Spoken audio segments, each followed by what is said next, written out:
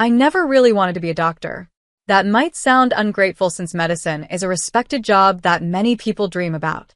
But for me, it felt like a shiny cage, a future my parents chose for me that slowly crushed what I truly loved. My name is Amy Jackson, and for the last 7 years, I've been living two lives. To my parents, I'm Dr. Jackson, the perfect daughter who followed their plan. But in the art world, I'm known as Angela Rayner, a famous modern artist in Cleveland whose paintings sell for millions. Neither world knows about the other. This strange double life hit me hard today. I was standing inside the newly updated section of General Hospital of Athens G. Ganymedes, the same hospital where my parents have worked as top surgeons for 31 years. They were celebrating a new Healing Through Art program. And right there, in the center of the hospital lobby, was one of my newest paintings, a giant, colorful canvas full of life and energy. It had been sold anonymously through my gallery for $4 million. My mom stood next to me, looking at it closely like she was examining a patient. "I don't understand this modern art," she said, frowning. $4 million for messy paint? The hospital board must be crazy. She had no idea that money would cover an entire year of medical care for kids in the hospital. Then my dad walked up, his white coat as clean as ever. "Well, at least it brings some color here," he said. "Though I wish they spent that money on better equipment." I stayed quiet, thinking about the night I made that painting. I had just finished a long 40-hour shift at their hospital. Instead of sleeping, I went straight to my hidden studio. All my emotions came out in that painting, the tiredness, the stress, and the pain of pretending to be someone I wasn't. But my real story starts 11 years ago, when I was 19. I told my parents I wanted to go to art school. My dad's voice shook the house. "Absolutely not," he shouted, making the glass dishes in the cabinet rattle. "No daughter of mine will waste her life painting pictures." I stood in our living room, holding the acceptance letter from a top art school in my shaking hands. These were the same hands that had secretly won 3 national art contests using a fake name. The same hands my parents wanted to train for surgery, not painting. "But Dad, I got a full scholarship," I said quietly. "They said I'm one of the best young artists they've seen in years." My mom sat stiffly on the leather couch, her face calm but cold, clearly disappointed. "Amy, we've spent everything getting you ready for medical school. Extra classes, summer programs, and CAT prep. This is not up for debate." "I never asked for those things," I said, my eyes starting to sting. "I never wanted." "Enough," my father said, cutting me off. "You think art will give you a real future? You think you can make a living drawing pictures? Look at your cousin Jerry, he tried being creative. Now he's 36 and still living at home." "But I'm good at it," I whispered. "Really good." My mom stood up and smoothed out her already perfect blouse. "You're good at science too. Top of your class in biology. Perfect MCAT score. That didn't happen by chance, Amy. That's your true path." I wanted to tell them about the paintings I had already sold online, about the gallery owner who wanted to represent me, about the feeling I got every time I picked up a paintbrush. But I knew none of it would matter to them. In their eyes, success meant becoming a doctor. Nothing else. I looked down at the acceptance letter, now wrinkled in my hand. I had a choice to make: go against my parents and maybe lose them forever, or find another way. That night, I made the decision that would shape the next 11 years of my life. I wrote to the art school and turned down their offer. I also accepted my spot at AUC School of Medicine, the same place where my parents had studied. But I didn't give up on my dream. I sent an email to the gallery owner, using my new artist name, Angela Rayner. I wrote, "I'll need to work in complete secrecy." I wrote back to the gallery owner, "No public appearances. No photos. No interviews. But I'll keep painting." He replied within hours, "Mystery can be great for marketing. Send me your next painting, and we'll get started." That's how my double life began. During the day, I was a full-time medical student, learning everything about the human body with the same focus I once used to study color and shapes. At night, in a small apartment I rented under a fake name, I painted. My art slowly started getting attention from people around the world. The first year was the toughest. Medical school was just as hard as my parents said it would be. Some nights, I felt like I couldn't go on. But instead of giving up, I used that stress and tiredness in my art. My paintings became more powerful and emotional. Art critics called them raw, deep, and precise like surgery. If only they knew the truth. My first big sale happened in my second year of medical school. One painting sold for $300,000. I celebrated alone in my studio, quietly dancing around my canvases. I couldn't tell anyone. That same night, my parents called. They were proud because I had done really well on a pathology exam. I let them talk and smiled quietly, thinking how shocked they'd be if they knew their future doctor was also becoming a star in the art world. The next few years followed the same routine. I did great in medical school and earned the praise my parents always wanted. But in the art world, as Angela Rayner, I became a sensation. My paintings started selling for more and more money. The mystery about who I really was made people even more interested. Art collectors loved the story, a hidden artist who painted pure emotion without ever showing her face. One critic wrote, "Your technique is amazing. It's like you understand people in a clinical way, but you express it with pure beauty." I had to laugh. If only he knew how many hours I'd spent studying real human anatomy. By the time I finished medical school, I had made enough money from my art to buy a small private island. But of course, I couldn't tell my parents that. Instead, I accepted a medical residency at their hospital, Metropolitan General, just like they had always wanted. I kept my art studio across the city. The double life was exhausting. But something surprising happened. I found out that being a doctor actually made me a better artist, and being an artist made me a better doctor. My knowledge of the human body helped me paint with more detail, and my creative side helped me connect with patients in a way other doctor couldn't. Still, every time my parents proudly talked about their daughter the doctor, every time they said they were right to push me into medicine, I thought about the truth, about the painting that sold for millions under a name they didn't know. That changed this morning. They were standing in their own hospital, looking at one of my paintings, not knowing it was mine. They criticized it, not realizing it was worth millions, and that the money from that painting would help fund the children's care program they had been trying to grow for years. That's when I started to think, maybe it was time to stop hiding. Maybe Angela Rayner should finally be seen. But I didn't expect what happened next. Revealing my identity wasn't something I decided all at once.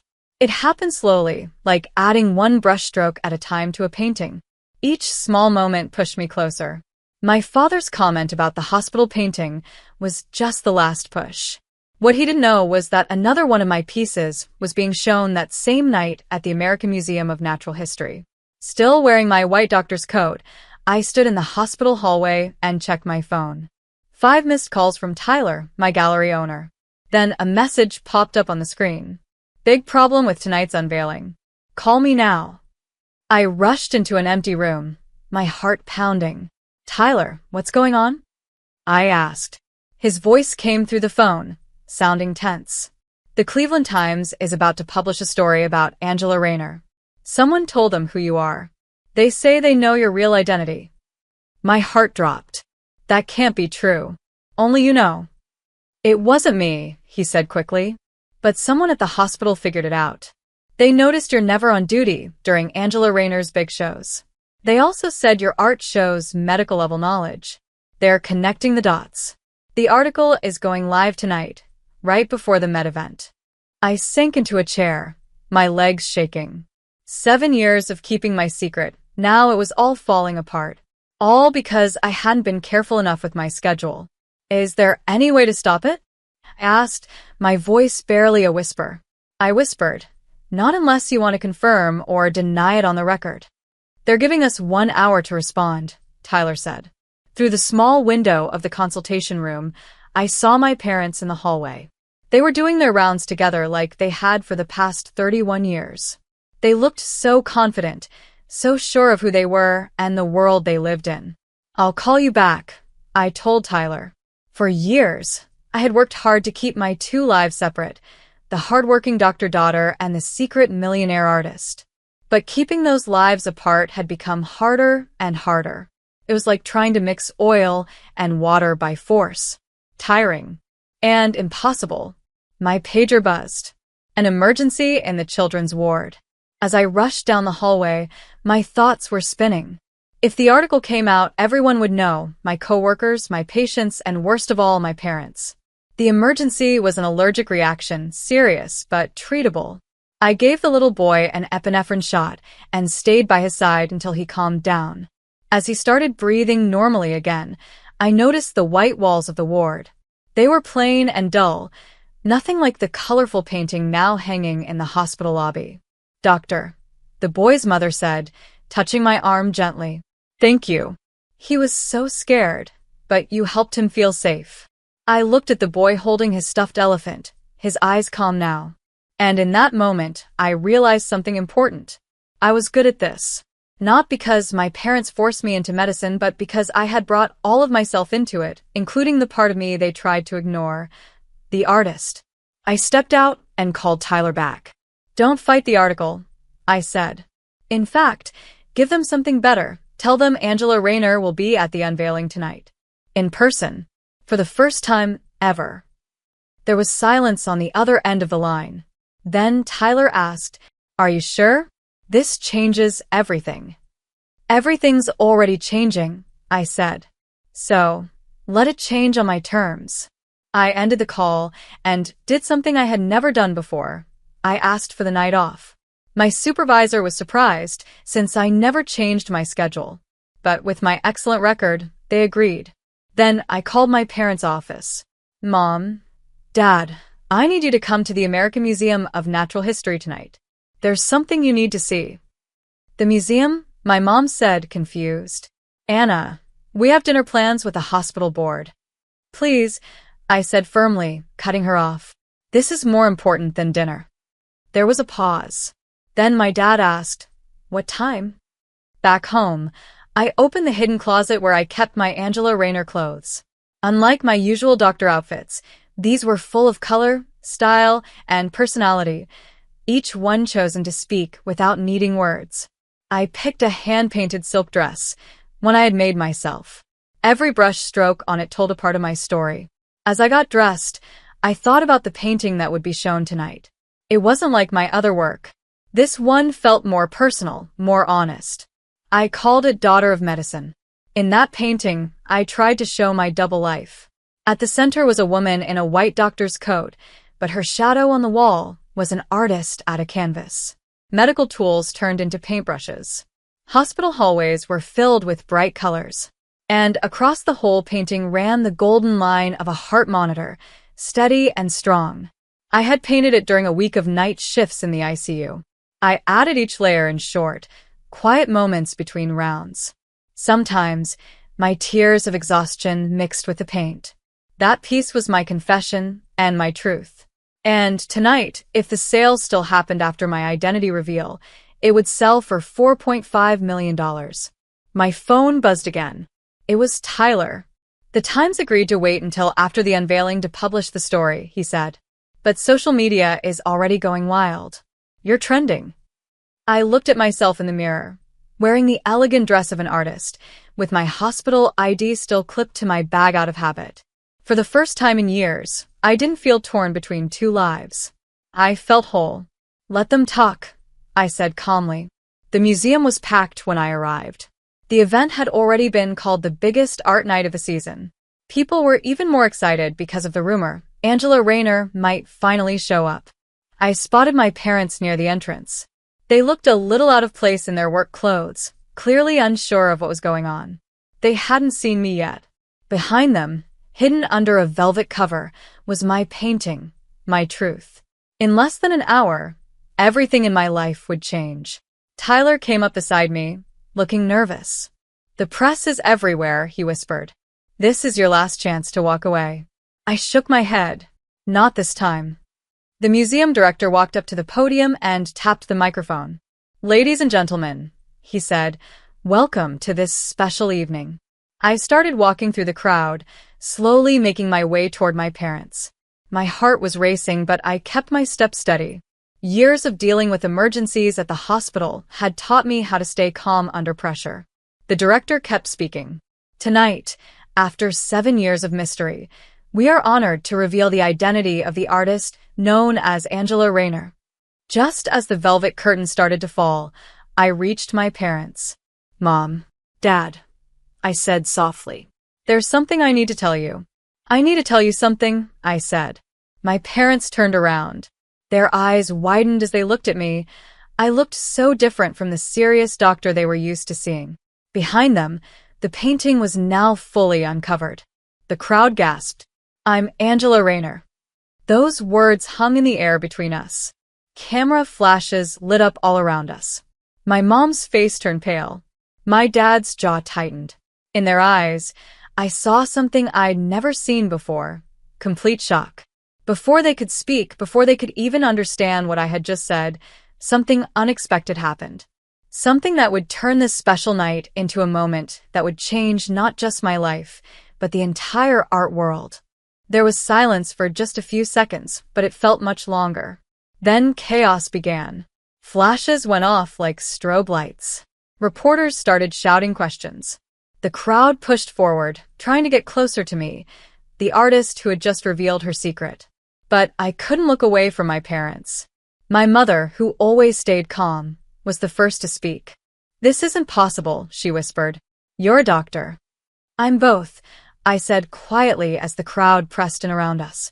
I've always been both. Then something else surprising happened. Dr. Henry Fonda, the head of the hospital board, came rushing through the crowd. He looked excited and a bit out of breath. The painting in the hospital lobby, he said. The one we showed this morning, that was you? I nodded. His next words made everything even more intense. We have to cancel the purchase. We can't accept a $4 million donation from someone who works at the hospital. The reporters went wild again. I could already hear the headlines forming. Doctor secretly donates millions to her own hospital. But then my father spoke, cutting through the noise. Donation, he said, turning to Dr. Fonda. What donation? Dr. Fonda looked confused. The money from the lobby painting, he said. It was returned to the hospital as an anonymous gift. It was meant for the children's care program. We thought it came from a rich supporter. His voice trailed off as he realized the truth. My father turned back to me, his face hard to read. How many paintings? He asked. How much? Tyler, my gallery owner, stepped forward like a true professional. 40 major pieces, he said. Total sales are close to $60 million. Angela Rayner is the most successful young artist in the world right now. My mother looked like she might faint. Not far from us, an art critic was almost jumping with excitement. The detail in her paintings, now it makes sense, he said. She paints with the eye of a surgeon. Actually, I said softly, I bring an artist's heart to my medicine. Then came the second surprise of the night. Dr. Rachel Jackson, my chief resident, stepped forward. Her eyes were shiny with unshed tears. The Jerry's case, she said. That impossible diagnosis you made last month. You said you noticed a pattern. I knew exactly what she meant. The young patient had strange symptoms that didn't seem to be connected. While other doctors focused only on test results, I noticed how the symptoms were spread out across his body. It reminded me of a rule from art, how opposite colors work together to show something hidden. That helped me figure out what others missed. You see things differently, Dr. Jackson said. That's why you're so good at diagnosing patients. You don't just look at symptoms, you see patterns like an artist. My mother, still shocked, finished the thought in a soft voice. Like an artist. For the first time since I told them the truth, I saw something change in her face. She was still surprised, but now there was also a small hint of understanding. My father stayed quiet. His hands were behind his back, the same pose he used when he was trying to stay calm and think clearly. The museum director was trying to quiet the crowd so the official unveiling of Daughter of Medicine could continue. But I barely heard him. My eyes were only on my father. He slowly walked toward the painting.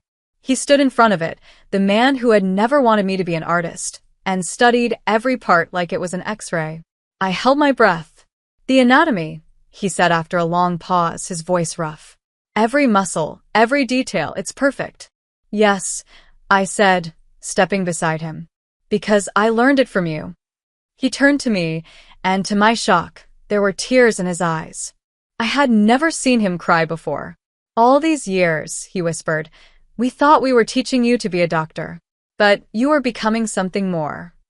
My mother came closer and gently took my hand. The painting in the hospital, she said. You didn't just donate the money, you chose that spot in the lobby because it's where you both stop every morning, I finished. I wanted to bring some beauty into your day, even if you didn't know it was from me. Cameras were still flashing. Reporters were still shouting.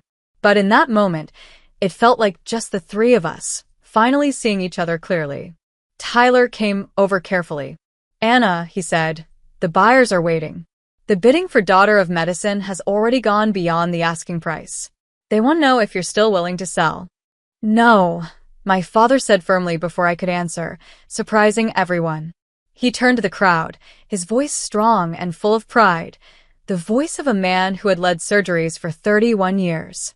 This painting belongs in the hospital, he said, right next to the other one. So everyone can see what happens when you stop forcing someone to choose between two parts of who they are. Dad, I whispered, my heart full. I started to say something. But it's worth millions. My dad smiled, a smile I had never seen before. It was part pride, part regret, and part amazement. So is my daughter, he said. The stories spread across the world overnight. Doctor by day, millionaire artist by night became a headline everywhere. The art world was amazed by how my medical training shaped my painting style. The medical world was curious about how my artistic view helped me see things differently with patients. The hospital even started a new program that used art therapy in patient care, and I became the director. Now, my paintings hang in both hospitals and galleries. They connect two worlds I once thought had to stay apart. My parents are still getting used to everything. Sometimes, they look at me like I'm someone they don't fully know. But more and more, I see them looking at my work, both in medicine and in art, with new eyes. Last week, I saw my father standing in front of the painting in the hospital lobby during his rounds. He didn't turn around when he spoke. I was wrong, he said. When I told you art wasn't a real career, I was just trying to protect you from a hard life. But instead, I nearly kept you from becoming who you really are. I walked up and stood beside him. We were both in our white coats, looking at the swirls of color that had helped not only the hospital, but also our family begin to heal. You didn't stop me, I said gently. You taught me precision, discipline, and how to truly understand people. I just used those lessons on a bigger canvas than you expected. He laughed, really laughed, in a light, happy way I hadn't heard in years. Your mother's thinking about taking an art class, he said. She says she wants to understand your world better. It was always the same world, I said quietly. I just needed everyone else to see it. Now, when people ask me if I'm a doctor or an artist, I smile and tell them the truth. I'm someone who refuses to be limited by labels. My art heals in its own way. My medicine does too. Both come from the same place, a deep wish to make the world a little more beautiful and a little more whole. And my parents, they finally understand that success doesn't always wear a white coat. Sometimes, it wears colors and brushstrokes.